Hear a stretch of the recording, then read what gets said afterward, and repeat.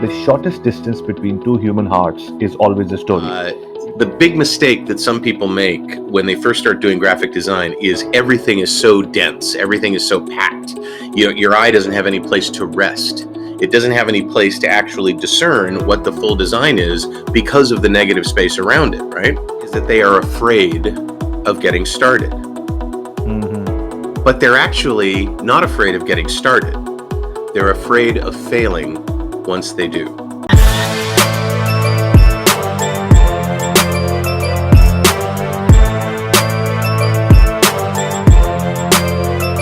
Hey guys, this is AskAviArya, father of 2 girls, 6 dogs, husband to a superwoman, a streetcar racer turned hotelier, now social media marketer and founder of Internet Moguls.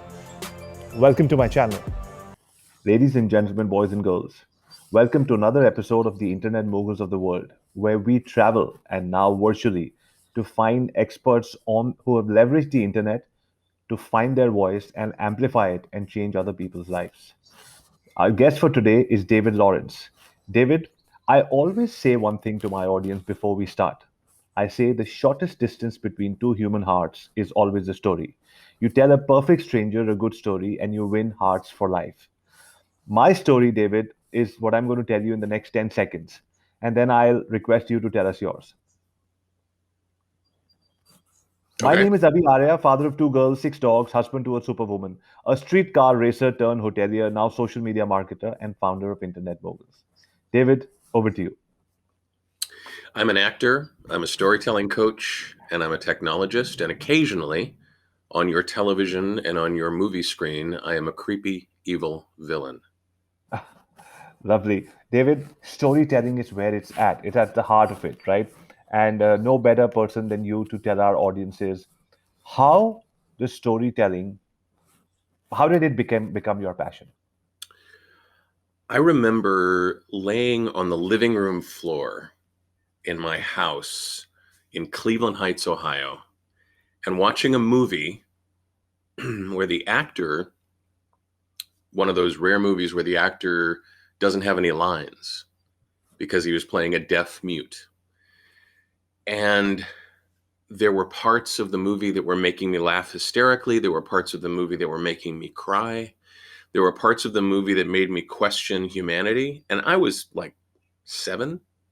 I mean, I didn't understand how all of this was possible without words, without somebody saying, here's what we're going to do next. Just simply watching the story unfold. I also really loved radio. When I was a kid, I used to fall asleep with a transistor radio under my pillow. And I would listen to stations from far off cities and listen to baseball games from teams that I didn't root for because they weren't in my town. And I just became aware very early on in my life that people will sit there and become enraptured if you can tell them a good story. I noticed right away that commercials on television were tiny little stories. And the best commercials were the ones that told a whole lot of story in a very small amount of time. You know, stories are all around us. And I was fortunate enough to recognize stories being told and the power that they had very early in life. Lovely. So, and I love the way you told us that story of how you were lying on that floor. So you just took me back there. So, David, tell us, whenever a marketer, an entrepreneur, uses any of his or her social media channels to tell a story to connect with people, what would be your advice to people, to these entrepreneurs who are listening? Like you said, lying on that wooden floor. I say, I remember walking into my dad's office as if it was yesterday. There was a red carpet on a wooden floor. We were these 2 landline phones, you know, the phones which had wires coming out from the wall. They Sure. were off the hook. My, there was a smell of incense. My dad had just finished his prayers.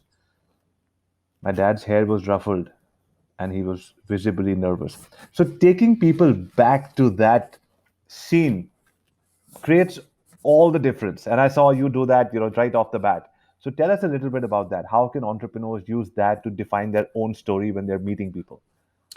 So I think the first thing to remember doing business storytelling, which is what an entrepreneur will do most often, is always be of service.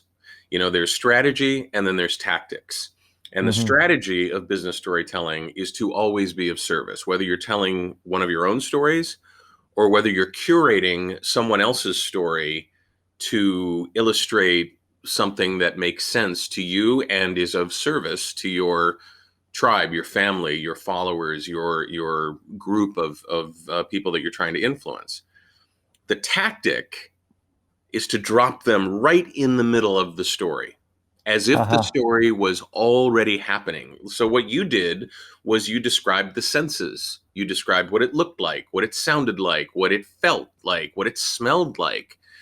You remembered different tiny details that would help the person to whom you were telling the story visualize and feel absolutely a part of that 360-degree world that you're in. And you'll see by the way, once you see people doing this in novels and hear them doing it in audiobooks and watching them do it on television, you're going to notice it, and it may take you out of the story for a bit, but just notice that, accept that, and know that you're growing.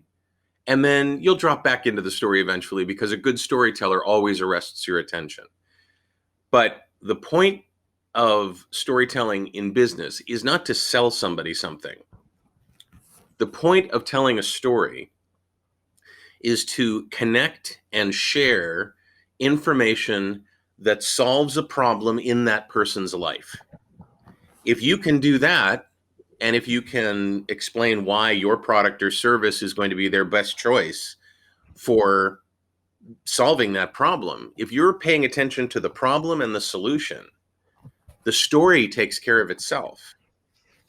When we hear people who have purchased your product or service before tell their story, aka a testimonial or a kudo or a reference, you are automatically taken to that point where there was a problem and it got solved.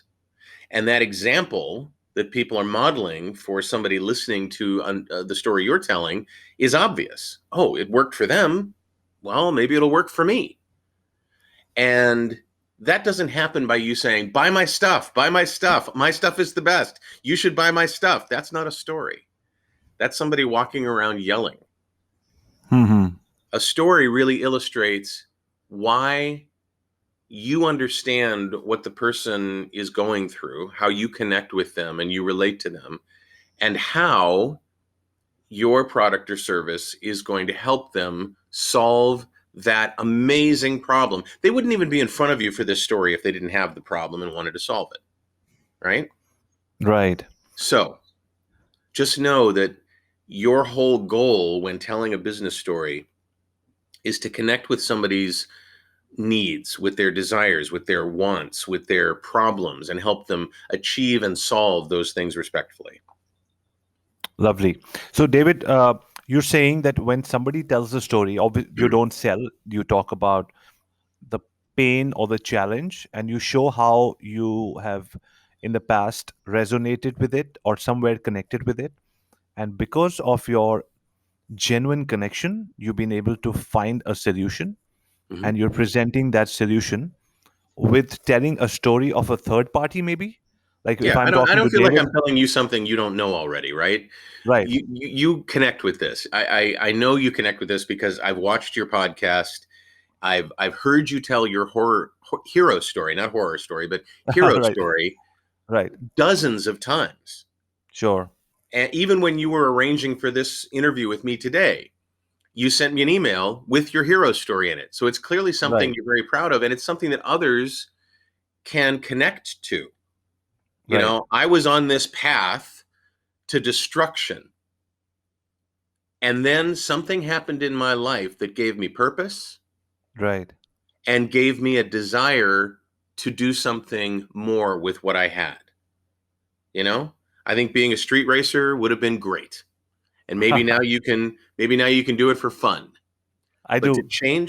change people's lives, when I sit down with somebody who really, really, really wants to be an actor, either on camera or on microphone, it's just so inside them to let that out, to let that desire to be a performer and to tell people stories and to make them laugh, make them cry, make them think, make them change. When they just can't help themselves, you would not believe the joy it gives me to help them do that, to help them connect with the tools and the processes and the truths as well as the myths of our business, to help them not spin their wheels trying to figure out how to get that done. David, for people who can't see my face right now, for the last 9 minutes and 51 seconds, I have a smile on my face because and I'm so you're so poised. Your pauses are so, they command so much respect. Hmm. It's just so much fun talking to you. My grandfather, who was a major general in the army intelligence, a 6 feet 4 inch gentleman, he Wow. used to speak, write, read Cantonese, Mandarin, amongst 14 other languages. Wow. And he always said, and I just, this memory of what he said just came back to me in the 10 minutes I'm speaking to you. He always said, pause and you will command respect. And when in the last 10 minutes, for so many, when I said something or whatever, you pause so many times, and I'm like, did I pause it? Did I say something? I should be listening more. It's just that I love the way you pause. Is that learned over time?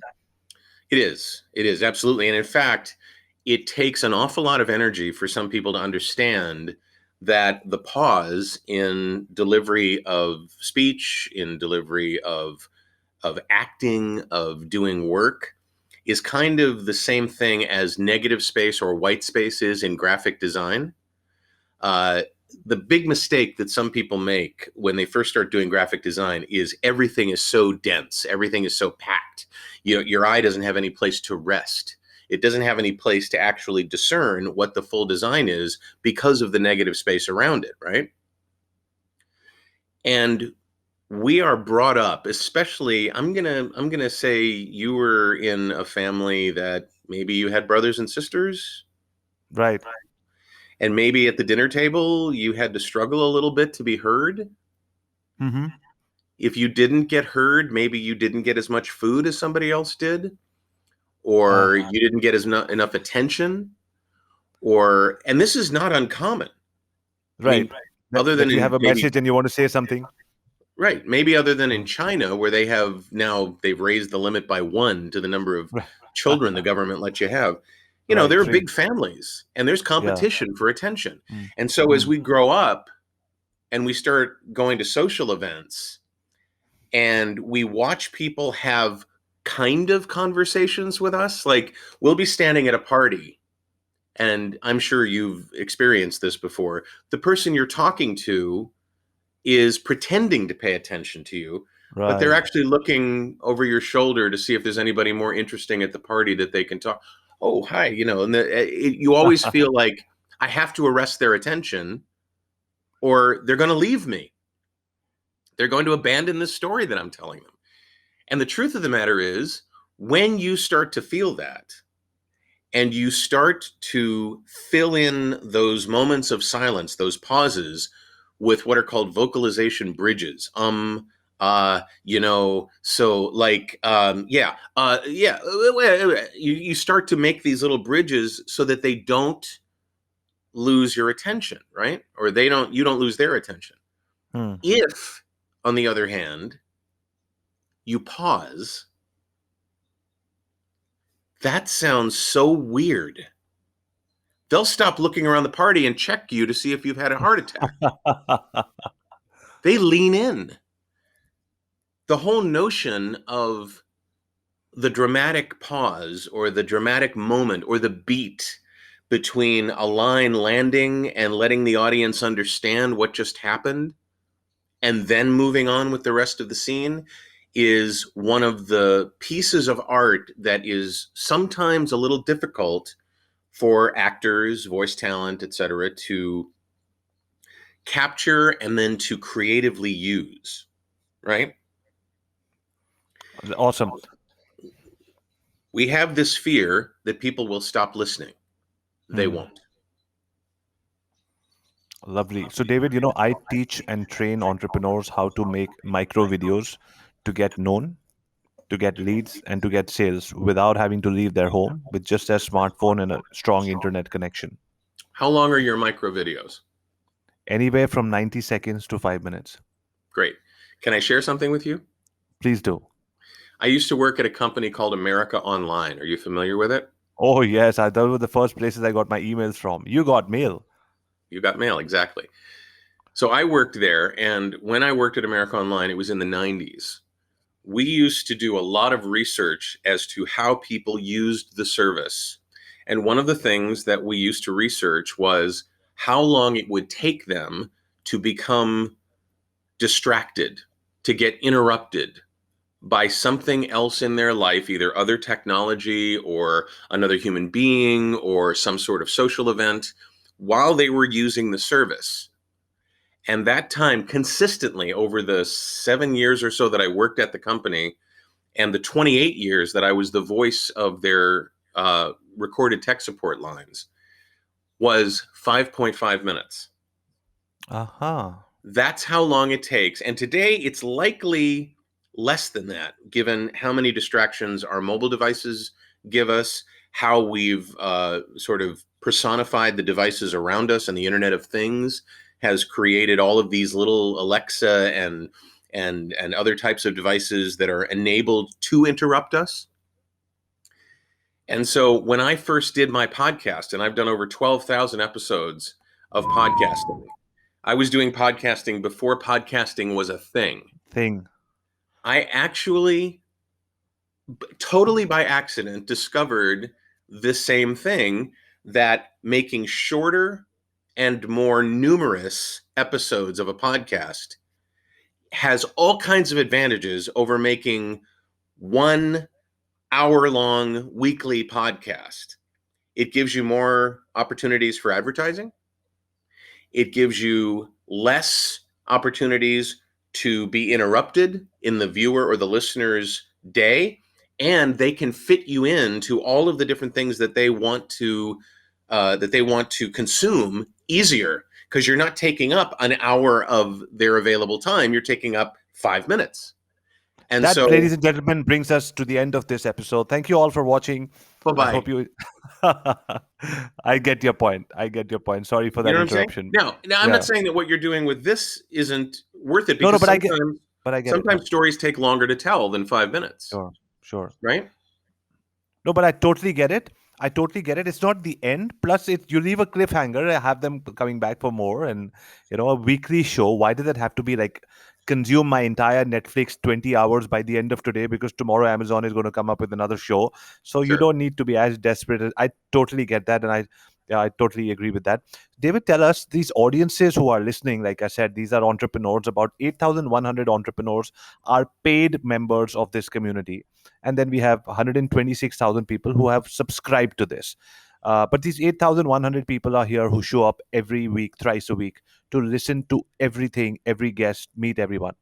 So, your message to these entrepreneurs who are making videos, and sometimes they don't get enough engagement, sometimes their mind is racing to say, let me get to the sales, let me get to the call to action. Or when I create something for my website, I'm talking to an audience, but I David said, tell a story. I'm able to tell a story, but should I tell a story of who I am? Should I tell a story of what my client went through? And between all of that, Avi says, finish your video in 90 seconds to 5 minutes. Yeah. How should I break it down? It's just too overwhelming. So I'd love to answer that question. May I go backwards a little bit in the process and Please answer do. something else? Okay. Please do. I would imagine that of your 8,100 people, and by the way, congratulations on having that big of a community. That's great. Thank you. I would bet that more than half of them have never done a single podcast episode. 100%. And the reason for that is that they are afraid of getting started. Mm-hmm. But they're actually not afraid of getting started. They're afraid of failing once they do. I would imagine, and I'm asking you as a listener, viewer, not Avi, but you, Sure. do you feel like everything has to be perfect before you get started? For You have to have me, not at all.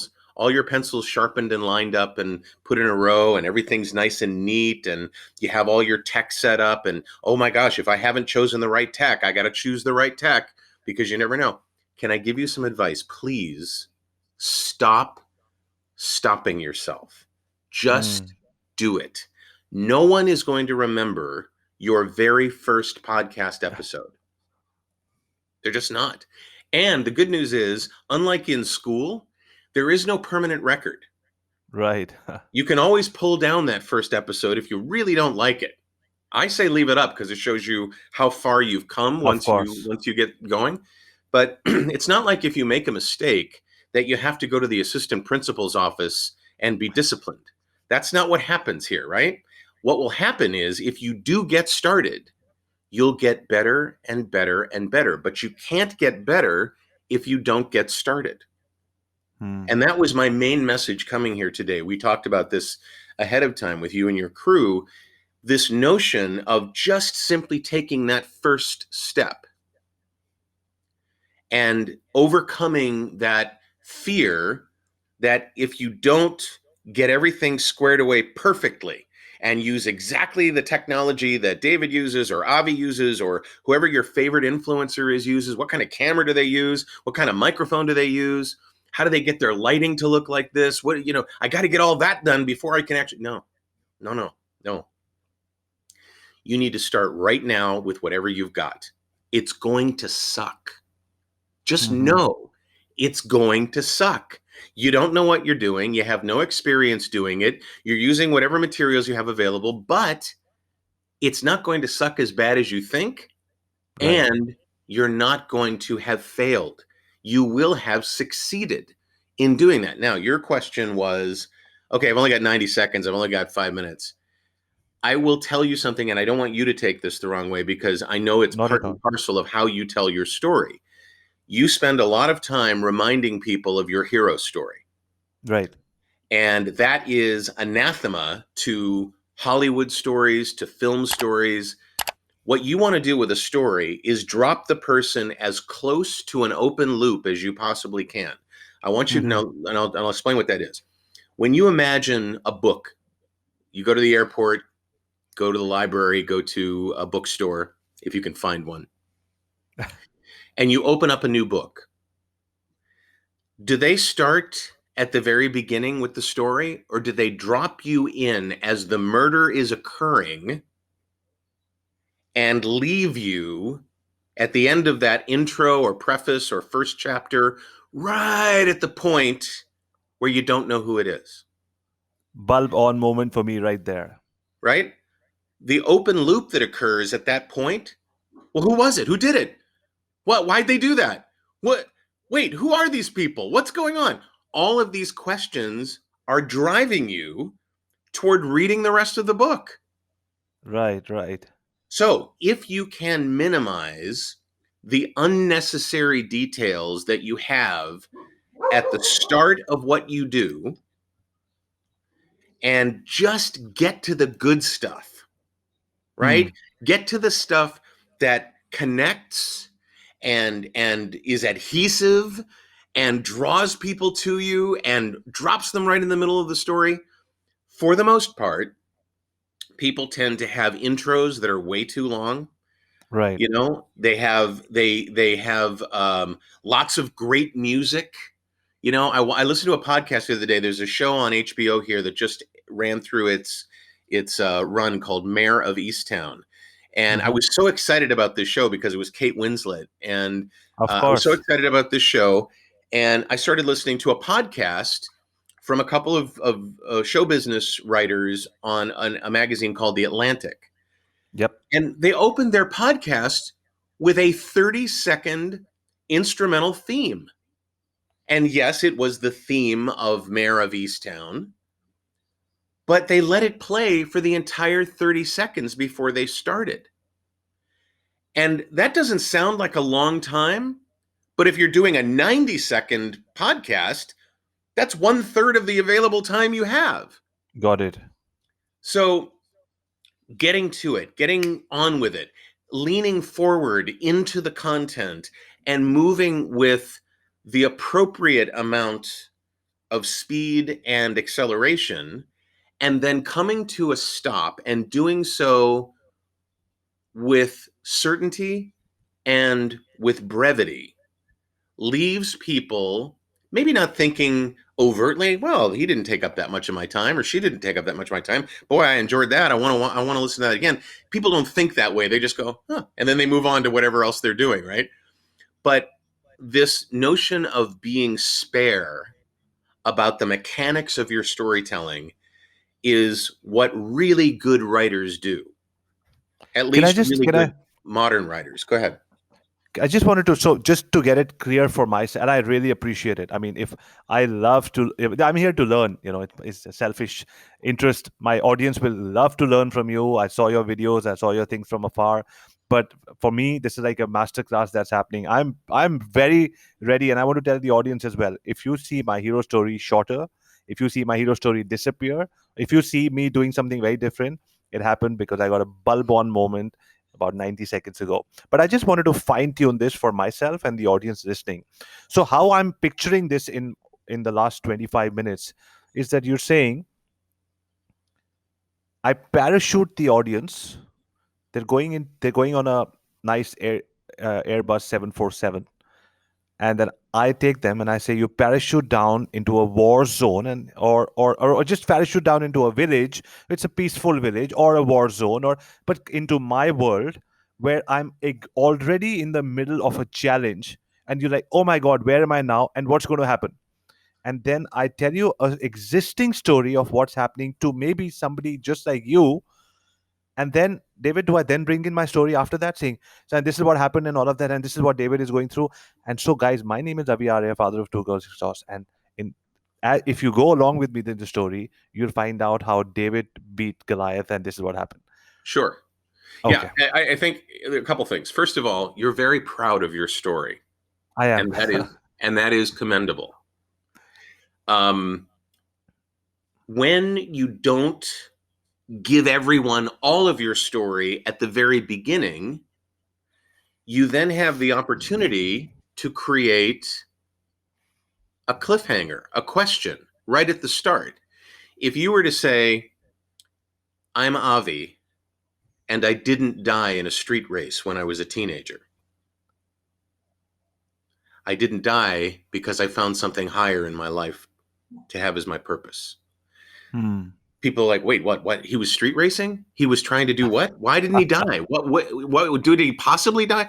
When you are able to set up questions in the listener or the viewer's minds, and they want to know how this happened, what happened, why did he say it that way? And by the way, I'm not trying to change how you do your show at all, because clearly it's very effective. And the people that follow you, you may have tapped into something that I don't know about yet. I'm just telling you what happens when you watch your favorite stories on television, when you watch episodes of television, when you watch a film. There is a hook at the beginning. This is a standard. It changes. Sure. There's variants all over the place. There is a huge hook at the beginning. And then there's the titles. And then you find out about the characters. And you find out about how many times have you watched an episode of television or a film, and you've seen the opening, then the titles, and then you see a title that comes up that says 3 years earlier. Right. I love that. You know, you're where you are at the story when they start, and it's your choice as a storyteller as to where you start, right? This is So fascinating stuff. if you were to say, I'm just like you, which is a very common story to tell, the story of parallelism. When somebody, like I sell to my customers a service. I train people how to do voice work, how to do audiobooks, how to do commercials, how to do animation, how to do interactive voice response, the recordings that you get when you call companies. I teach them how to do all that and build a business doing voiceover work, as well as teach them how to do on-camera work like this. And when I sell them that story, or sell them that service, one of the things that I tell them is, I was just like you. I Hmm. didn't know what to do. I knew I wanted to do this, but I didn't know how. I didn't even know where to start. And I'd like to save you that trouble. I'd like to share with you how to do this, where to start, what tools to use, what systems to use, and so on. Because just like you, I wanted to be an actor. I wanted to be a voice talent. I wanted to be a radio personality. And here's how I did it. Maybe it'll help you do the same thing, as opposed to buy my stuff and you'll be successful overnight in your underwear. So many people take the approach of, if I just inspire people to make quick, easy money, they'll buy my stuff.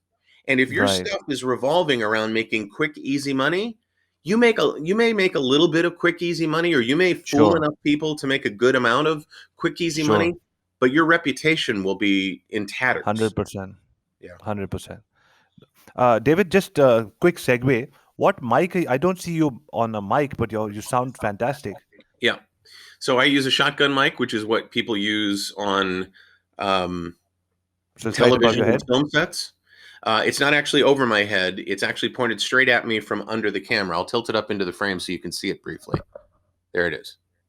Uh, And Excellent. then it's gone. Now, what I just did there was I broke the fourth wall and I ruined an illusion. But Ah, we're all friends here. We're all learning here. That microphone is pointed straight at me, and it picks up what's in front of the microphone and rejects what's behind it. And it is, how much do you think that microphone costs? If you were to put a I don't number know, on it. $240 at least. Okay. There are people, it is a microphone that is similar to the very expensive microphones that are used on Sure. sets. You may have seen them hanging Yep. toward people talking and so on. And when I'm working on set, I'm also mic'd with a lavalier that's hidden, usually in a tie or under my collar. So they pick up the sound a number of different ways. The microphone right there is a $40 microphone. No way. We need to know which one this is. It's the AT 6550 from Audio Technica. I use Audio Technica microphones because they are awesome. Hmm. I have on the shelf a $3,800 microphone, the Neumann U87. I bought it in the early 2000s. I used it for a few years. It was great. It was fine. But it was finicky. It was very finicky. And so now the microphone that I use is actually for doing my voiceover work, not for doing videos, excuse me, like this, but for doing voiceover work is this microphone. It's the AT 2020 USB Hmm. Plus. And yes, it's a USB microphone. Hmm. And voiceover talent will tell you that you should never use a USB microphone. And I just say to them, okay, thank you. I But know hmm. I know what microphones can do, and I know how to work microphones. And that particular microphone is a unicorn. It is a USB microphone that uses the same electronics that's used in the interfaces that are used with studio microphones.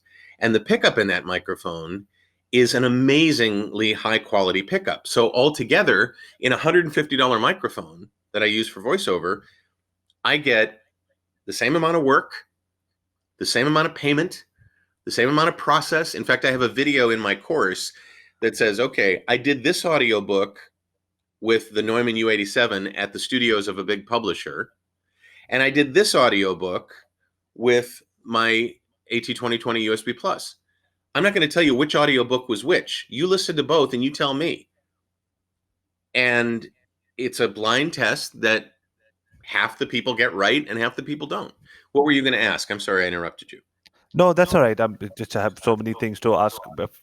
But David, have you always managed to get a lot of female attention because of the way you speak?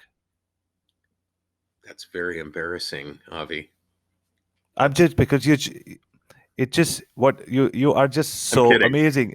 Look at me with this beautiful face and this amazing physique. Oh my God, I'm fighting him off with a stick. No, I think my voice I've been very fortunate to have some people model to me good use of their voice. I have, let me share this with you. Let me back up one more step. I have a definition that I've used my whole life, a definition of success. Can I share that with you? Please do. My definition of success is very simple. Do more of what works and less of what doesn't. The trick is figuring out what really does work and what doesn't work, because sometimes things that don't work at all masquerade as things that do work. Mm-hmm. So what I feel my superpower is sharing with my clients the things that I know work, even if they're counterintuitive, and sort of moving them away from the things that don't work when I know they don't work. But I've been modeled by various people in my life, especially growing up really loving radio, on the ways that work for me in terms of speaking and the ways that maybe don't work for me in terms of speaking. And Right. so my voice was developed saying, okay, that works. Let me try that. Okay, that doesn't work. I'm not going to do that anymore. And then over time, if you do that enough, if you hone and refine what you're doing, do more of what works and less of what doesn't, you can't help but be more successful. Lovely. So I in my love that. case, I did more of what worked with my voice and less of what doesn't. And I will tell you, to talk about a story, imagine me sitting in a very fancy restaurant in New York City. It was called the Brasserie. And I could smell the prime rib that they were bringing around to all the tables. I was sitting by myself at a table waiting on a blind date. And I'd waited right up until the appointed time, maybe 5 minutes later, and a woman walked in. I saw her talk to the maitre d', and the maitre d' pointed at me, and she walked over to the table. And as she walked toward the table, I could see her face change from a smile to a concerned frown. And she looked at me when she got to the table and she said, "Wow, you weren't kidding, were you? I can't do this." And she turned around and walked away. 3 days earlier, she had called me at the radio station I was working at, telling me how in love with my voice she was, and she had to meet me. And she couldn't wait to put a face with the voice. And I told her at the time, "I don't look how I sound. I'm sorry. I don't know what you're thinking about in your head, but it's likely not what you're going to find if we were to meet. So why don't we not? No, I have to. Let's meet at the Brasserie. Let's have dinner." And that's what happened. I loved how you took me back 3 years from there. That was a masterclass Just in three short days. storytelling. 3 days, 3 days. yes. 3 days. 3 days. Right. The masterclass in short storytelling. I love that. I was like, what happened 3 days ago? What? How did you meet her? Did a friend introduce you? Okay, I get it. David, I have one last question before we hit the 40-minute mark.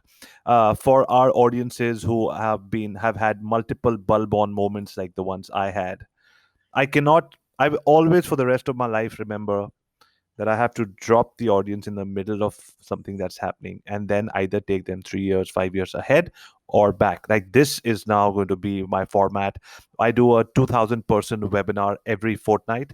There are 2,000 new human beings who come from different parts of the world to listen to me, my story, and how I teach. This is going to be my new format.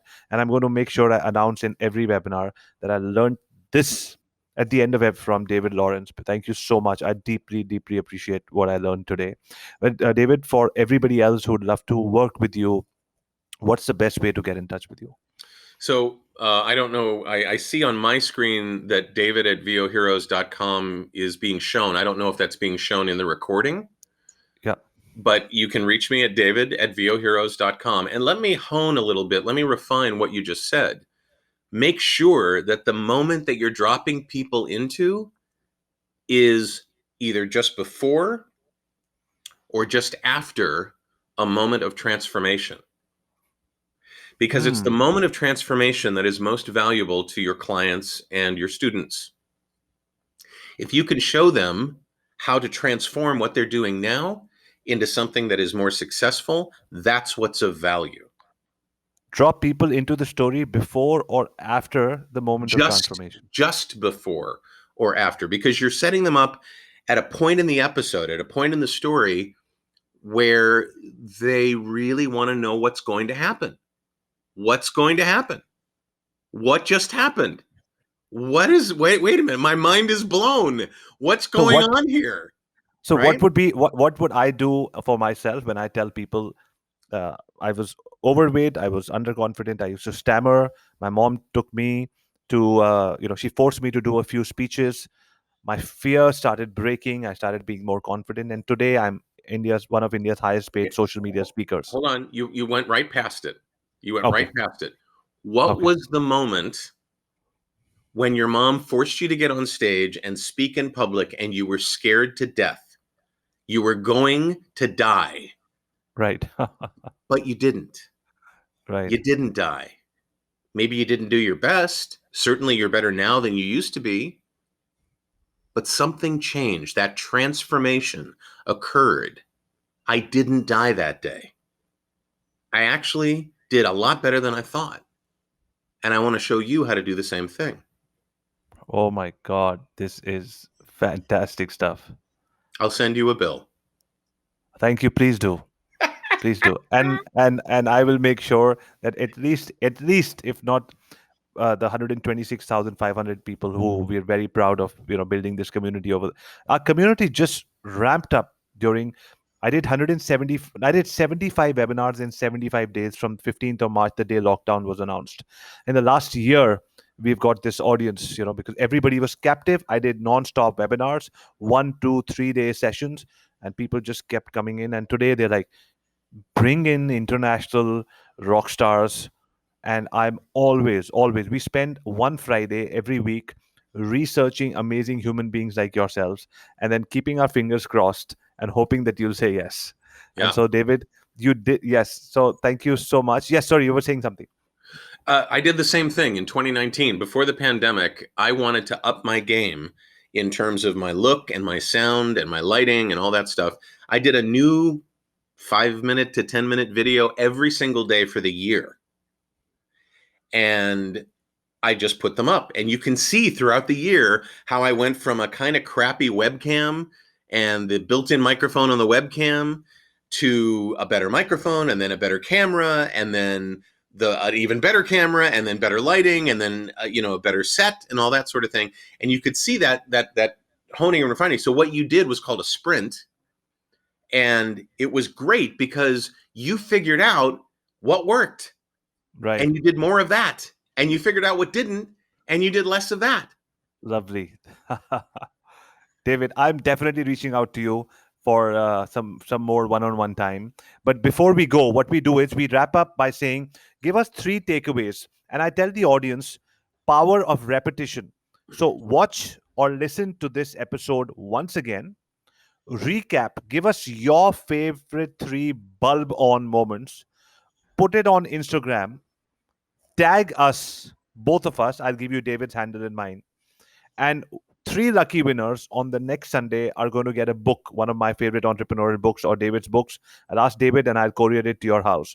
Every Sunday, we send out 1, 2, or 3 books for listeners who listen to the episode at least twice and give us their best 3 bulb-on moments. But before we end this episode, I want David to give us the 3 takeaways that he would like the audiences to have. Number one, don't wait to get started. Just Lovely. get started. Number two, get to the good stuff quickly. Once you get your systems down and your tactics down, the strategy is get to the good stuff quickly. Don't make people wait. Don't stand on ceremony. Mhm. And the third one is don't worry about how you did.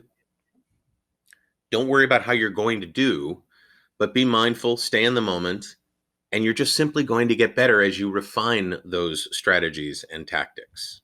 Lovely. And a fourth point I'd like to, I never drop your audience in the middle of the war zone, parachute them down, let them change just change the entire scenario to what the hell just happened. and then bring in your hero story, not before like I was doing 43 minutes and 52 seconds ago. Thank you, David, for that transformational, because it is transformational. I tell my story, as you know, at least 5 times a day. I'm going to refine it and redo it, all thanks to you, my friend. Thank you very much for taking the time out. And for every single listener, I act for every single minute, if there are 8100 people who listen to this into 40 minutes, we have taken weeks of time resource away from the planet into this conversation, and I'm very mindful of who I bring to you so that it gets value into your life. And I'm pretty certain that all of you people had multiple bulb on moments like the ones I had. So on behalf of all of you people, till your comments come flowing in and this episode goes live, on behalf of all of you people, I want to say thank you so much, David Lawrence, for being the amazing gentleman that you are. I look forward to staying in touch. I look forward to getting on a call with you very, very soon. Thank you for your time. Once again, my name is AskAviArya, father of 2 girls, 6 dogs, husband to a superwoman, a street car racer turned hotelier, now social media marketer, and founder of Internet Moguls. Signing off for now. You find me loser, set me free. You make me win every way. You showed me